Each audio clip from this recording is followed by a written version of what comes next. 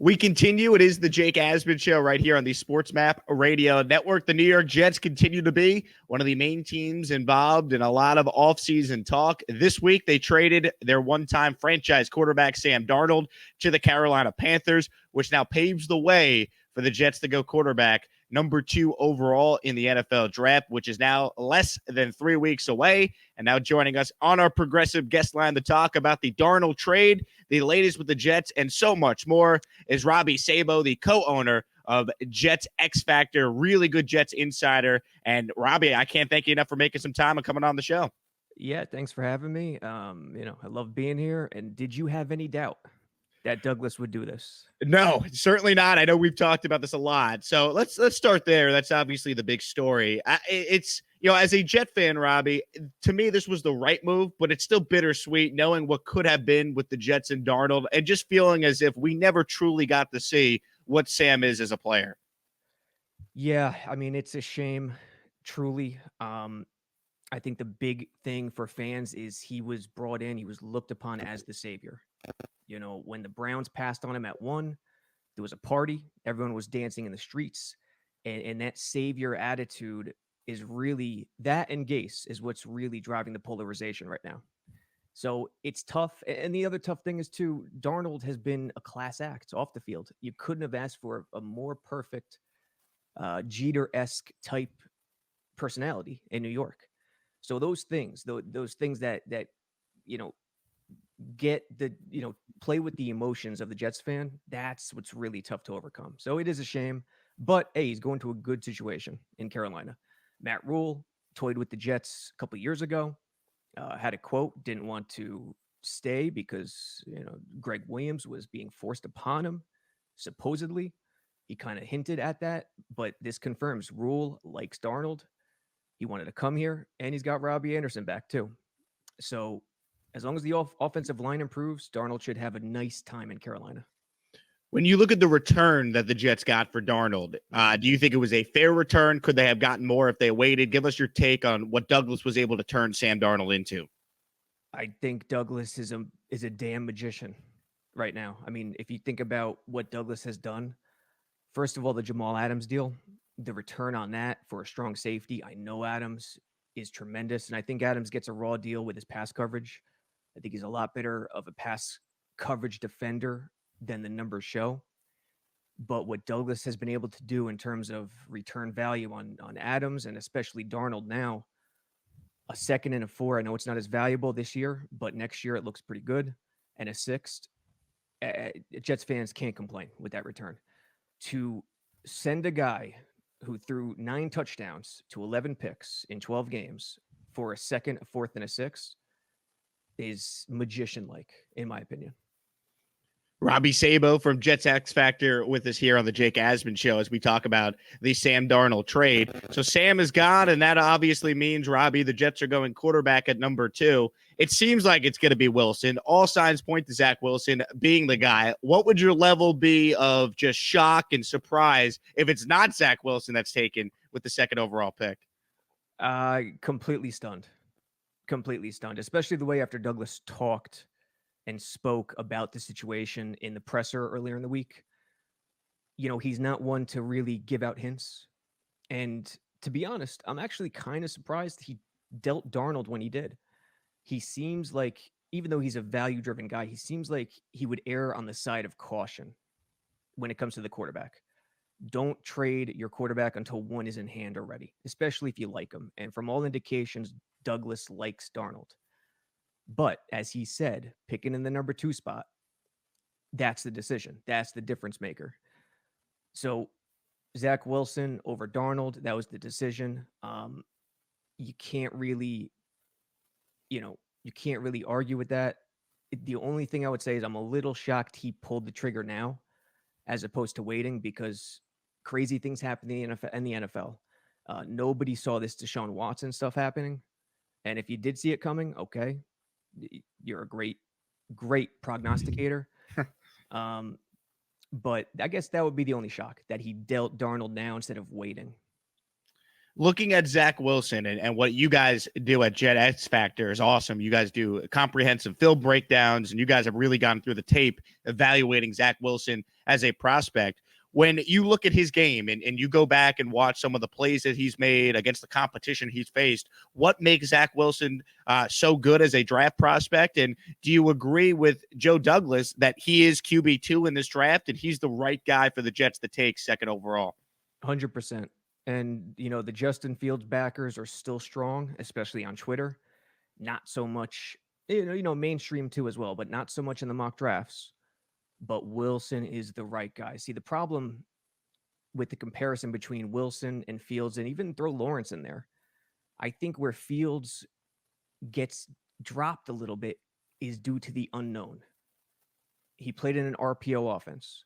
He didn't have to showcase his progressions. The talent, the scheme allowed that first option to become open all the time. So it's the unknown. These talent evaluators know what they're doing, but there's still a lot of unknowns. How does that translate? How does his quarterback game translate to the next level? And that's kind of a big part of Lawrence as well. Lawrence, would I still take Lawrence ahead of Wilson? Probably. But Lawrence played in a similar RPO style system where you just don't know. You don't know how it's going to translate. Zach Wilson, where he separates himself, is anticipation in my mind. He anticipates the route. He anticipates leverage, how defenders are shading, covering certain weapons, and his release is special. His release, especially as opposed to Lawrence. Lawrence has a longer release, is extremely special, and it translates to the next level. What Wilson showcased this past season translates a lot easier. So he's more known in the sense that his traits and attributes can translate as opposed to Fields and Lawrence. But if it's one thing, it's anticipation. Robby Sabo with us here as we talk about the Jets and their decision to trade Sam Darnold, clearing the way for Joe Douglas and the Jets to now draft Zach Wilson out of BYU with that second pick. Staying with Wilson, Robby, there's been a lot of people that try and knock him as a prospect because he played at BYU, right? Because he didn't play against, the SEC level of competition. When you go back, though, and watch, the players that Wilson played with and what he went against, what do you make of this idea that you can't take him that high because he played at BYU and he didn't play in a major Power 5 conference? It's a consideration that he didn't play the top talent Lawrence and Fields did. But the way I look at it is, what are your odds? You got to play the percentages. What are the quarterback's odds heading into each game? How far ahead or behind is he when he steps on the field? Is his team more talented than the other team or vice versa? And in my opinion, Wilson is below Fields and Lawrence in that regard. Fields and Lawrence stepped onto the field with the much better team overall. Wilson had the better team, most likely, against the cupcake schedule last year. But the difference wasn't as stark. And what I look at, especially in these situations, because we know small school guys can compete and do well. We've seen it. What I look at is impact. When Wilson arrived, I think BYU was 4-9 the year prior. Quickly moved him to 7-6, 7-6, and then last year with the great season. Could the schedule have been a little easier this past season? Probably. But it's not like it was a huge difference. They play a few ranked teams every year, and the impact Wilson has showcased to this program far exceeds Lawrence and Fields, because Lawrence and Fields, when they arrived, those programs are already humming. They were already doing great things. It's just a simple replace. Not to take anything away from those two guys. Those two guys have done tremendously well at Ohio State and Clemson. But the impact Wilson has shown, that's what really is tangible in my eyes. Robby Sabo from Jets X Factor with us here. Another knock on Wilson, Robby, is, he only did it for 1 year. Well, here's my pushback on that, and you tell me if you agree. I mean, what was Joe Burrow the 1 year before he had a chance to light it up at LSU? I mean, sometimes all it takes is that 1 year with the right situation to prove you could be a great player. And it's tough to just evaluate Wilson and say, he only did it for 1 year. That's not good enough when, 2019, he was injured, which is why he had to compete for the starting job in the first place, which is why he wasn't automatically named a captain until he became the starting quarterback. So it just seems like there's a lot of people that want to knock Zach Wilson that maybe don't necessarily know the whole story arc of why, certain things played out the way they did at BYU. Yeah, the whole captain thing, that's a questionable debate, because while battling for quarterback, you don't want to vote on captain and dish out, C patches to guys who might be the backup. So that's overblown. That's an overblown story. But with Wilson, the 1 year stuff, is it a consideration? For sure. Jets fans remember Mark Sanchez. It wasn't exactly 1 year, but it was a short time span. Trey Lance is facing the same thing coming into this year. I think the difference is you want guys who've done it for 1 year. You want guys who've played more than 1 year, who have the experience. And Wilson has played more than 1 year. There's a progression there where he came in, fought, battled, fought through injury, which injury, the upper body strain he puts on himself due to, not much of a leg drive. That's the one thing he's going to have to fix. We like the Aaron Rodgers throws out of the pocket, but it puts a lot of strain on his elbow and shoulder. That's the one thing I'm concerned about. But if doctors clear him, that's good enough for me. He has the experience. He's played 3 years, and I think that's the big difference. What's more alarming is the 1 year wonder who only played 1 year, who doesn't have more experience. That's not Wilson. That's the Mitchell Trubisky, 13 starts in the NFL, and you take him over Deshaun Watson and Patrick Mahomes, of course. So totally with you there. Now, looking at, just at the Jets offseason overall, Robbie, some of the moves they made in free agency, is there a move that you like better than all the other ones? Like, give us your thoughts on what Joe Douglas and the front office has done to try and improve this roster so far this offseason. I love the Justin Hardy signing. I absolutely love it. I love the Corey Davis signing. But more importantly, I love the type of guy they're signing. By all indications, Corey Davis is a worker. He's a throwback. And most importantly, he blocks. He's willing to do the dirty stuff, the extra mile stuff when his number's not called. When you go watch, that Tennessee film with Corey Davis, there's not a lot of wow plays, but it's because of the offense. It was a Derrick Henry offensive line, run first offense. And the fact that Davis puts that effort on every play and blocks, to me, that's Joe Douglas understanding the type of player he wants. So I love the Davis signing. I love the Hardy signing. Jared Davis, Joe Blewett just did a review on both Davises, Davis and Davis, over at Jets X Factor. Jared Davis, I'm not too sure of yet.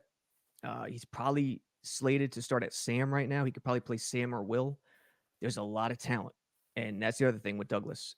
He has gambled on the young free agent, the guy who's 26, maybe 27, 50-year in the league, drafted very high. Jared Davis, Corey Davis, rankings, drafted very high, who haven't exactly met expectations.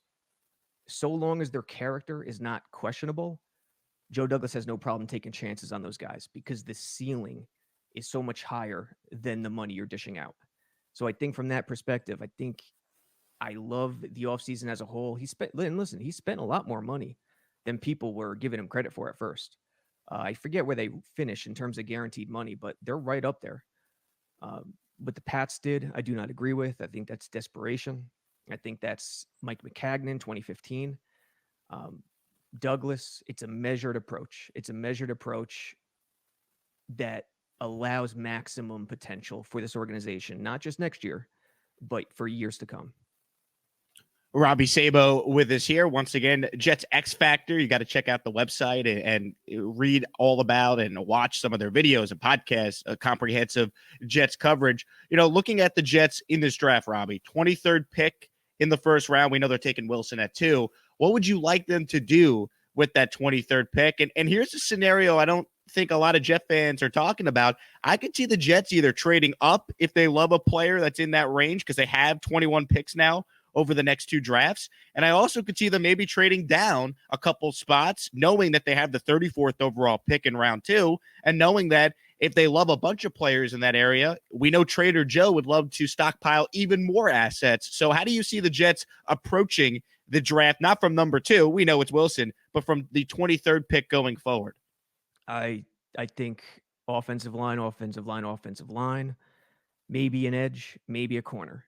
And I think that's where Douglas will go. But more importantly, it's about value with Douglas.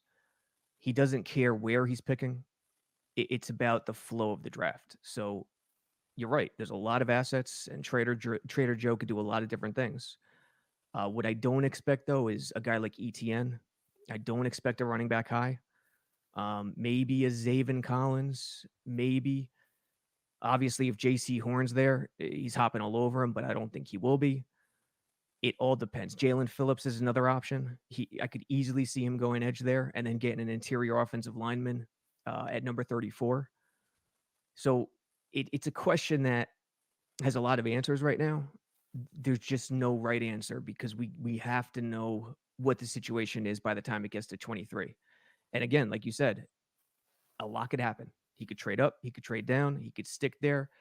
But no matter what happens, I expect an inside-out mentality to remain. Yes, he needs a corner, but edge and interior offensive line is probably the key at 23 and 34.